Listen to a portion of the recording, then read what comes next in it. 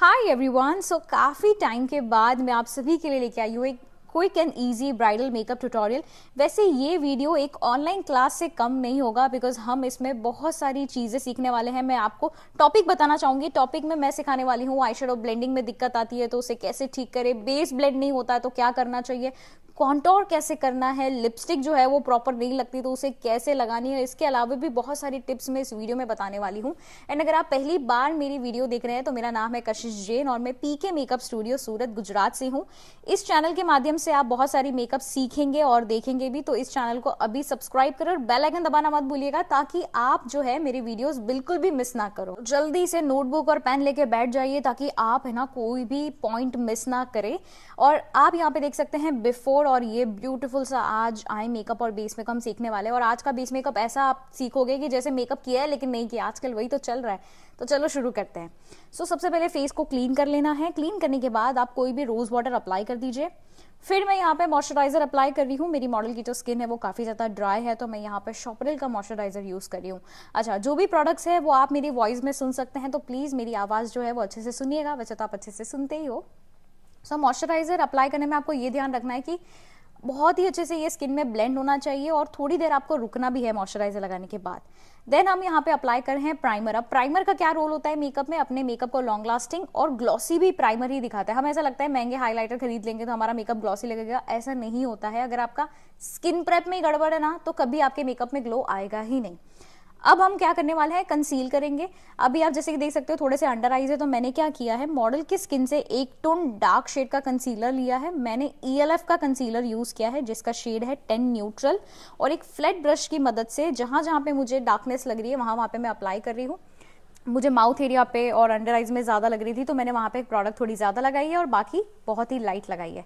अब इसे अप्लाई करने के बाद आप इसे अच्छे से ब्यूटी ब्लेंडर की मदद से ब्लेंड करेंगे। याद रहे आपका जो ब्यूटी ब्लेंडर होगा वो ड्राई नहीं होना चाहिए, वो डैम्प होना चाहिए और ऐसा भी गीला ना हो कि भाई पानी टपक रहा हो। नेक्स्ट हम यूज करेंगे फाउंडेशन। फाउंडेशन में यूज करने वाली हूँ क्रायोलॉन डर्मा का जिसका शेड मैंने लिया है D4। D4 को मैंने अच्छे से पैलेट पे लिया और उसका पेस्ट बनाया है एंड देन मैं उसे अप्लाई कर रही हूँ। जब आप अगर डायरेक्टली रिफिल में से लगाओगे ना तो आपका प्रोडक्ट कभी भी नहीं लगेगा। जब आप उसको अच्छे से पैलेट में निकाल के लगाओगे ना तो बहुत स्मूथली आपका प्रोडक्ट अप्लाई होगा।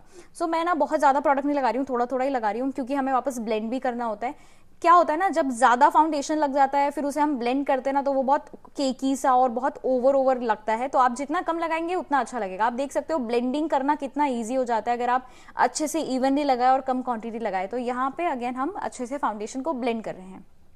जब भी आपको ऐसा लगाना है कि यार नो मेकअप लुक लगे मेरा, तो एक ही चीज आपको ये याद रखनी है कि लेस इज मोर, यानी कि जितना कम लगाओगे उतना जो है वो अच्छा दिखेगा, बेटर दिखेगा। तो यहाँ पे हमने अच्छे से जो है फाउंडेशन को ब्लेंड कर लिया है। जितना टाइम फाउंडेशन लगाने में लगता है उससे कहीं ज्यादा टाइम फाउंडेशन को ब्लेंड करने में लगता है। अब हम फेस को हाईलाइटिंग कर रहे हैं क्योंकि ये एक ब्राइडल मेकअप है तो मैं ELF कंसीलर यूज कर रही हूँ जिसका शेड है लाइट बेज और जहां पे हमारे फेस हाईलाइटिंग एरियाज होते हैं वहां पे मैंने अप्लाई किया है। देन हम अगेन उसे अच्छे से ब्लेंड कर लेंगे। ये जो स्टेप है वो ऑप्शनल है, अगर कुछ हैवी मेकअप कर रहे हो तो आपको करना है, बट अगर आप जैसे डे मेकअप कर रहे हो तो आपको ये करने की कोई भी जरूरत नहीं है। वैसे आप लोगों के लिए मेकअप क्या है, एक वर्ड में आपको बताना है कि आप लोगों के लिए मेकअप क्या है, कमेंट करके बताइए। अब नेक्स्ट हम डिटेल में कॉन्टोरिंग जानने वाले हैं। कॉन्टोर कैसे करते हैं वो देखते हैं। आज मैं आपको क्रीम कॉन्टोर सिखाने वाली हूँ जिसके लिए मैं फेंटी ब्यूटी का स्टिक यूज कर रही हूँ। अब जब भी आप क्रीम कॉन्टोर अप्लाई करें आपको ये ध्यान रखना है कि क्रीम कॉन्टोर जो है ना वो बहुत ज्यादा फैलता है तो आपको इस तरीके से ब्रश में लेके ही लगाना है।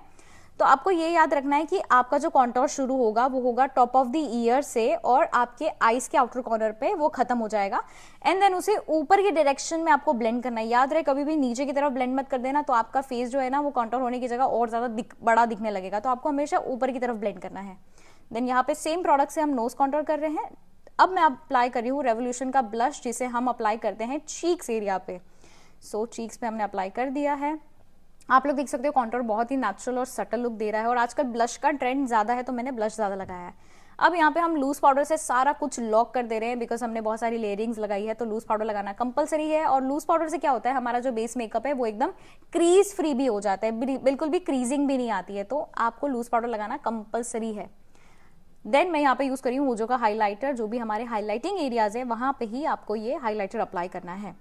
एक चीज मैं बता दूं, लूज पाउडर और कॉम्पैक्ट में बहुत ज्यादा डिफरेंस होता है। कॉम्पैक्ट जो होता है उसका पिगमेंट ज्यादा होता है, वो मोटा होता है, लूज पाउडर पतला होता है।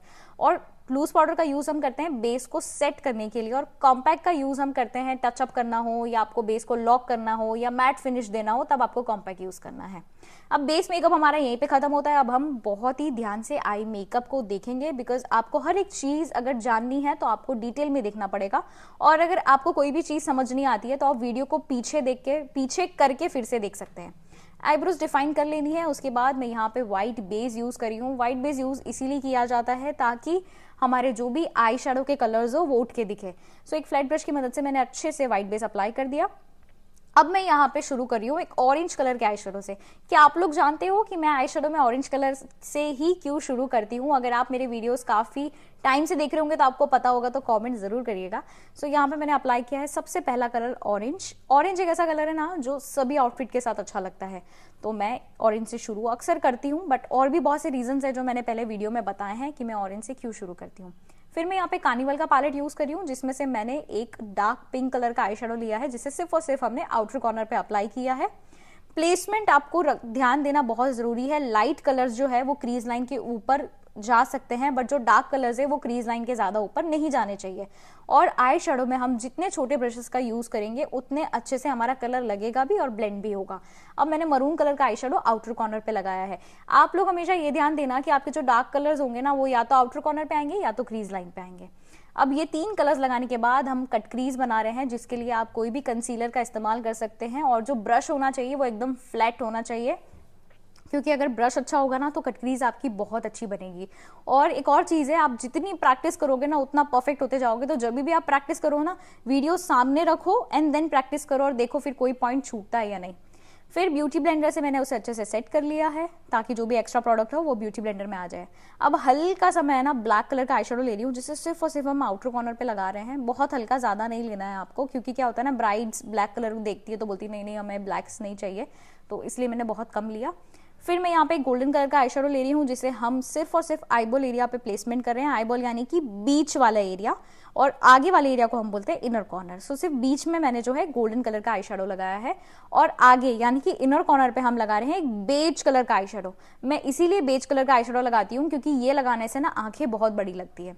फिर ग्लिटर हम चिपकाएंगे। ग्लिटर चिपकाने के लिए कुछ भी नहीं करना है, आपको ग्लिटर ग्लू लेना है। मैंने यहाँ पे मेकअप स्टूडियो का ग्लिटर ग्लू लिया है और एनएक्स कॉस्मेटिक का ग्लिटर लिया है, जिसे मैं अच्छे से सिर्फ और सिर्फ आईबॉल वाले एरिया पे लगा रही हूँ। कभी भी ना पूरी आंखों को ग्लिटर से मत भरो, सिर्फ आईबॉल पे लगाओ, बहुत डिसेंट और सुंदर लगेगा।